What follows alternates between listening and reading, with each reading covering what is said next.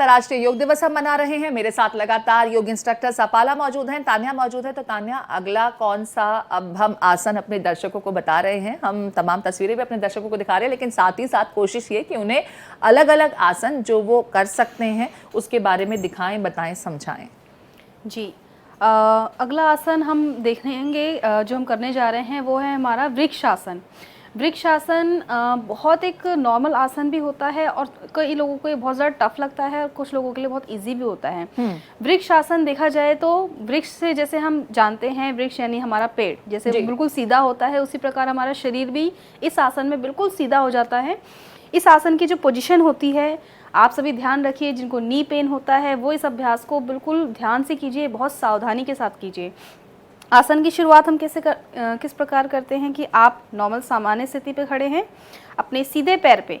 इसमें बहुत ज़्यादा ज़रूरी है कि आपने बैलेंस किया हुआ है। जिनको बैलेंस इशू है, जिनको नी पेन है, वो इस आसन को बहुत सावधानी के साथ करें या फिर इस आसन को स्किप कर दें। इस पोजीशन में आने के बाद सबसे पहले आपको बैलेंस करना है।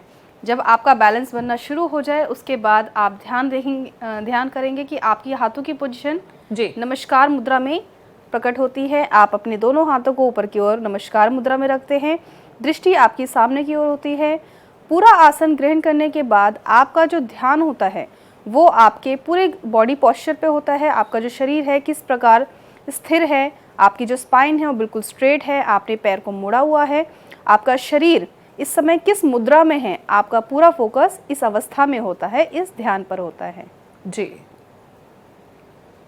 ठीक है। यहाँ पर मैंने जैसा कि बीपी का जिक्र किया था, तो आपने उसके लिए तो आसन बताया। डायबिटीज़ के मरीजों के लिए भी कोई आसन होता है क्या, जिससे उनको थोड़ी राहत मिलती है? ये भी समझ लेते हैं। जी, डायबिटीज़ के मरीज़ों के लिए जितने भी ट्विस्टिंग पोस्चर्स होते हैं वो अच्छे होते हैं। जैसे कि हमने वक्रासन करके देखा था जी, ट्विस्ट करके, वो बहुत अच्छा होता है।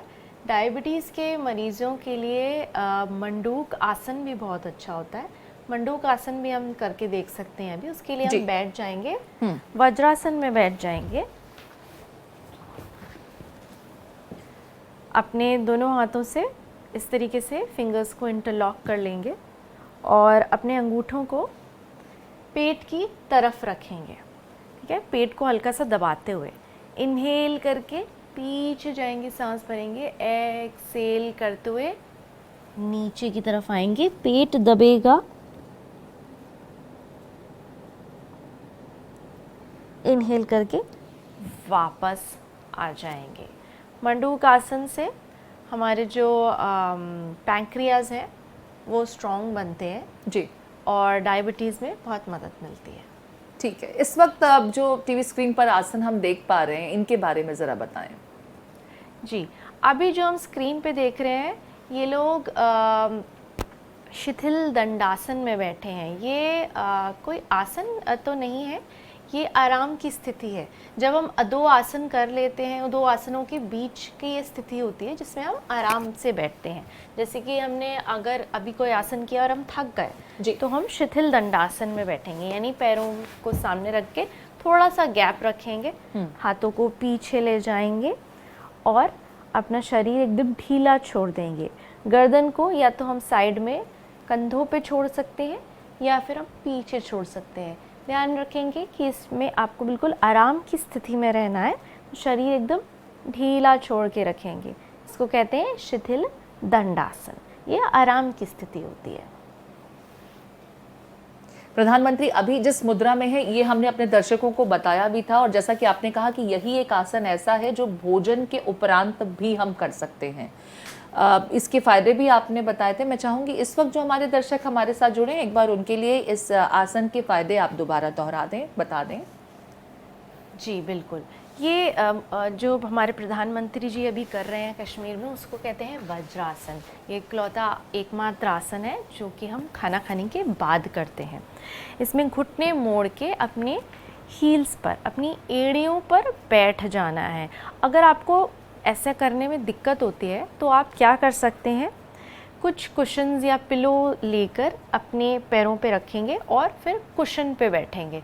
इससे थोड़ा गैप बढ़ जाता है आपके नीज़ में, तो आप आराम से बैठ पाते हैं। बाकी लोग सब बैठ सकते हैं, अपनी हील्स पे बैठे रहेंगे। हाथों को हो सके तो थाइस पे रख दे, गर्दन और पीठ सीधी रखेंगे। खाना खाने के बाद सांस पे ध्यान रखें और एकदम आराम से बैठ जाएंगे। अगर आपको लगता है आपके पास टाइम नहीं है तो आप जो भी काम कर रहे हैं तो उसको वज्रासन की स्थिति में बैठ के करेंगे तो आपका डाइजेशन बहुत अच्छा हो जाएगा। ठीक है। अब इस वक्त जो आसन हम देख रहे थे जिसमें सर को हमने ज़मीन पर टिकाया हुआ था, उसको क्या कहते हैं और इसके क्या फ़ायदे हैं? जी, हमने देखा सर आगे करके एक आसन हो रहा है, उसको आनंद बालासन कहते हैं। आनंद बालासन का ये एक वेरिएशन है। आनंद बालासन जो बालासन, आनंद बालासन नहीं, माफ़ कीजिएगा, बालासन कहते हैं इसे। बाल यानी शिशु। तो शिशु कैसे आगे झुक के इस तरीके से लेट जाते हैं और शिशु बिल्कुल मासूम होते हैं, कभी चिंता नहीं होती उन्हें। तो बालासन से हमें भी कभी चिंता नहीं होती। अगर कभी कोई चिंता व परेशानी हमें सताती है तो आप बालासन में आ जाए। चाइल्ड्स पोज भी कहते हैं इसे इंग्लिश में। तो आप पैरों को साथ में रखेंगे, हाथों को आगे ले जाके अपने शरीर को एकदम ढीला छोड़ देंगे। अगर आपको ऐसा करते हुए लगता है आपका पेट बीच में आ रहा है तो पैरों में थोड़ा सा गैप ले लेंगे और आराम से शरीर को ढीला छोड़ देंगे। धीमे धीमे आराम से सांस लेते रहेंगे। आप देखेंगे आपके शरीर का सारा तनाव दूर हो रहा है। अपने पूरे शरीर को ढीला रखिए।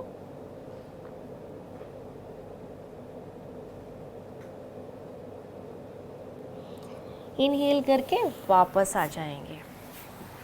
प्रीति जी, आपने देखा होगा, आपको अचानक से ही ऐसा लगा होगा जैसे आपको कोई शांति मिल गई है। बिल्कुल। तो देखिए, योग आपको कितना मदद करता है। आपको तमाम तरह की जो बीमारियां भी होती हैं जो आपके ख़राब लाइफस्टाइल की वजह से आपके जीवन शैली में अब वो जुड़ चुकी हैं, उससे भी आप निजात पा सकते हैं अगर प्रतिदिन आप ये योगाभ्यास करते हैं। दवाओं को आप छोड़ देंगे और निरोगी काया को बहुत आसानी से हासिल कर लेंगे। लगातार हम भारत एक्सप्रेस पर आपको अंतर्राष्ट्रीय योग दिवस से जुड़ी हुई तस्वीरें बता रहे हैं, योग के गुर भी दिखा रहे हैं। एक बार फिर से आपको ले चलते हैं श्रीनगर की ओर, जहां प्रधानमंत्री नरेंद्र मोदी डल झील पर लोगों के साथ योगाभ्यास कर रहे हैं।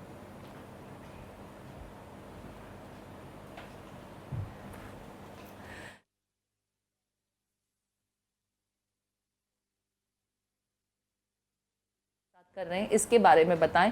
ये तो बड़ा कंफर्टेबल सा दिख रहा है, आप बिल्कुल रिलैक्स मोड में हो गए हैं। इसके बारे में बताएं कि इसके क्या फ़ायदे होते हैं।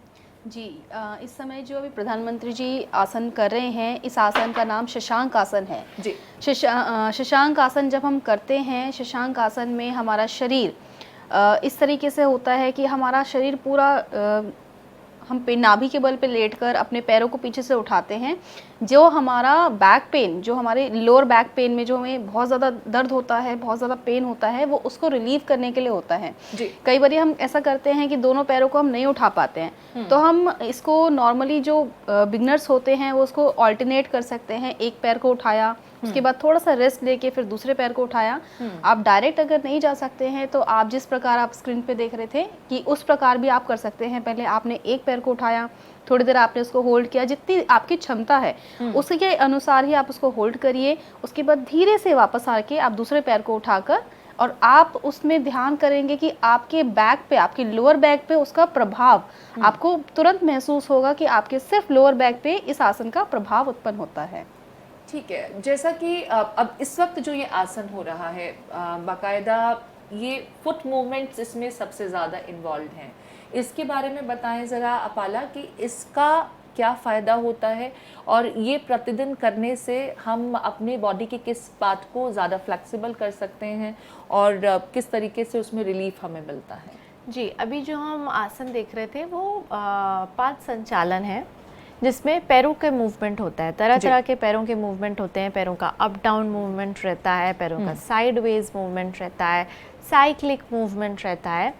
ऐसा करने से आपके पैरों की मांसपेशियां तो स्ट्रॉन्ग रहती हैं और आपकी एब्डोमेन, आपकी बेली और बैक की भी स्ट्रॉन्ग रहती हैं। जिन लोगों को लगता है कि उनको बैक पेन है, जब बैक पेन आ जाता है तब तो नहीं, लेकिन बैक पेन रोकने के लिए अपनी बैक को स्ट्रॉन्ग बनाने के लिए पाद संचालन बहुत ज़रूरी होता है।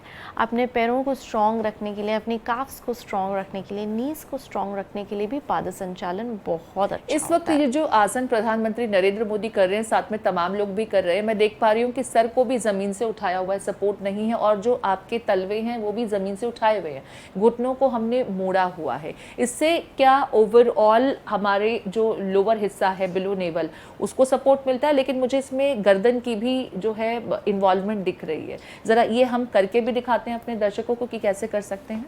जी, ये जो आसन हम देख रहे हैं उसको पवन मुक्त आसन कहते हैं। ये गैस्ट्रिक इश्यूज़ के लिए, जिन लोगों को गैस बहुत बनती है उनके लिए बहुत फ़ायदेमंद है। आइए ये करके देखते हैं।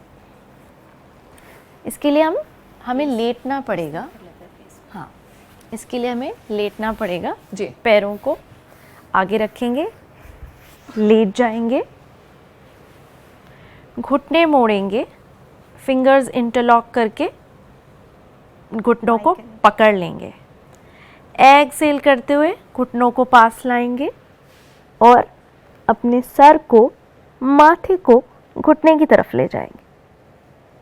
पेट को दबा लेंगे। इनहेल करते हुए रिलीज कर देंगे। अब ये आसन करने से आपको गैस की समस्या कभी नहीं रहेगी, आपकी गर्दन स्ट्रांग बनेगी और आपकी पीठ का दर्द बहुत कम हो जाएगा। देखिए, लगातार आपको योग दिवस पर भारत एक्सप्रेस तमाम तस्वीरें भी दिखा रहा है, बहुत खूबसूरती के साथ में योग के तमाम गुण और किस तरीके से किस आसन को करना है हमारी योगा इंस्ट्रक्टर सपाला और तान्या आपको बता रही हैं, समझा रही हैं। इसमें कई चीज़ें ऐसी हैं जिसका ख्याल रखना ज़रूरी है।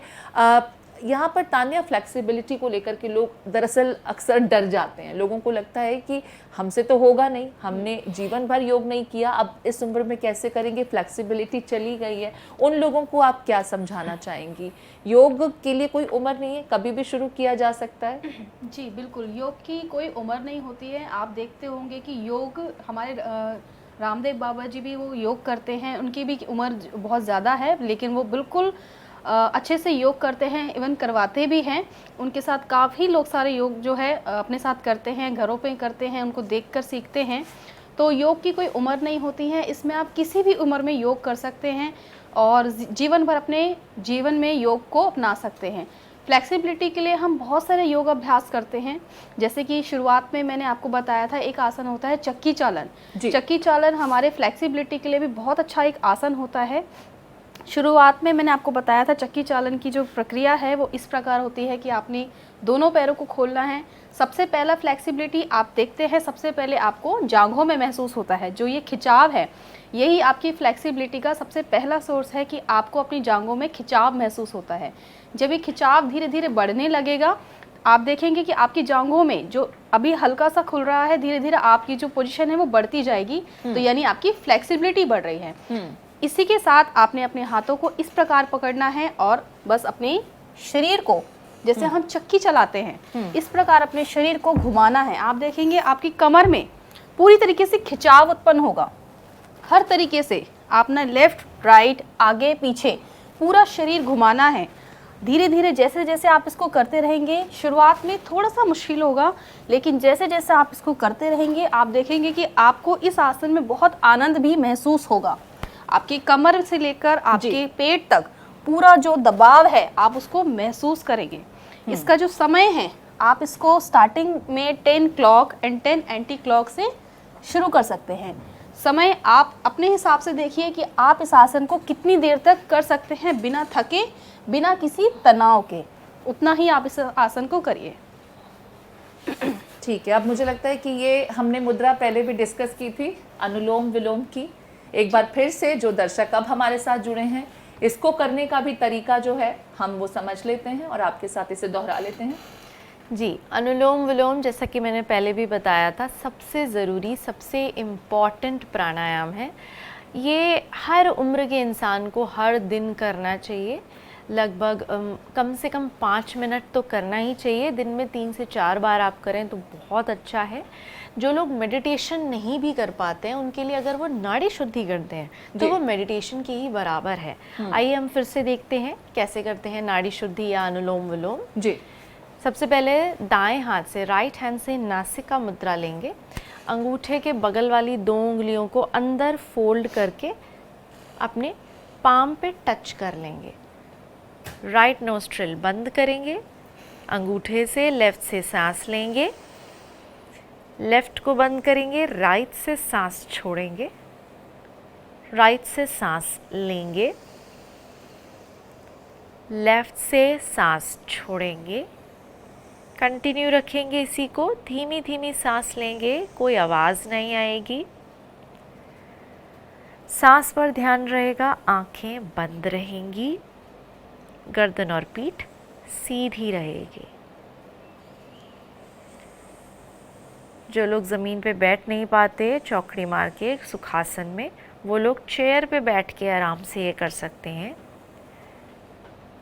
आप अपने ऑफिस में हो, आप घर पे हो, आप बाहर हो, आप कभी भी इस प्राणायाम को कर सकते हैं।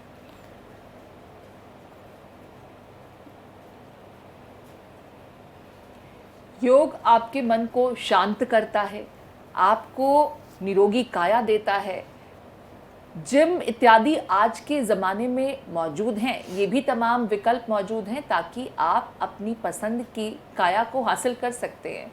लेकिन अगर जिम की बात की जाए तो अक्सर हम जिम को फॉलो करते करते कुछ लाइफस्टाइल्स में बदलाव कर लेते हैं जो हमें लॉन्ग टर्म में नुकसान पहुंचाते हैं। ज़रा इसके बारे में भी तान्या आपसे समझना चाहेंगे, फिर अपाला आपका क्या ओपिनियन रहा है। ऐसे लोग भी आपके पास आते होंगे जो पहले जिम करते रहे होंगे लेकिन फिर उन्हें जो चाहिए था वो अचीव नहीं हो पाया तो उन्होंने योग का रुख किया, कितना फ़र्क पड़ा? जी, जैसे कि आजकल के समय में लोग योगा को थोड़ा सा कम नीचे रखते हैं। सबसे पहले वो लोग जिम को अपनी ज़िंदगी में अपनाते हैं कि जिम से, क्योंकि वो ये जानते हैं कि जिम से बहुत जल्दी, बहुत कम समय में अपने शरीर को, अपने चर्बी को, अपने वेट को कम करने में बहुत ज़्यादा सहायक भी माना जाता है।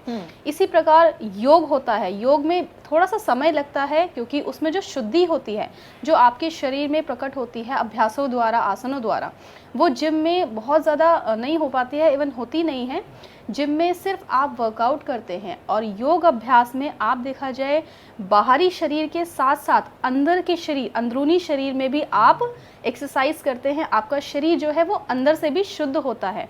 आपके शरीर में अंदर से भी आपके ऑर्गन्स है, आपकी जो नाड़ियाँ हैं, उन सभी में भी शुद्धि उत्पन्न होती है जो शायद जिम में इतनी उत्पन्न नहीं होती है। जिम में सिर्फ हमें तनाव आपकी बॉडी में देखते हैं, आप बहुत ज़्यादा पेन होता है, स्ट्रेस होता है और थोड़ा सा आप देखते हैं स्टिफनेस भी हमारे शरीर में आ जाती है जो योग से नहीं होती है। योग हमारी बॉडी में फ्लेक्सिबिलिटी लाता है और जिम हमारे शरीर को थोड़ा सा स्टिफ बना देता है। इसलिए लोग, ऐसा होता है कि कई बार जिम को थोड़ा अवॉइड करके योग अपनाते हैं।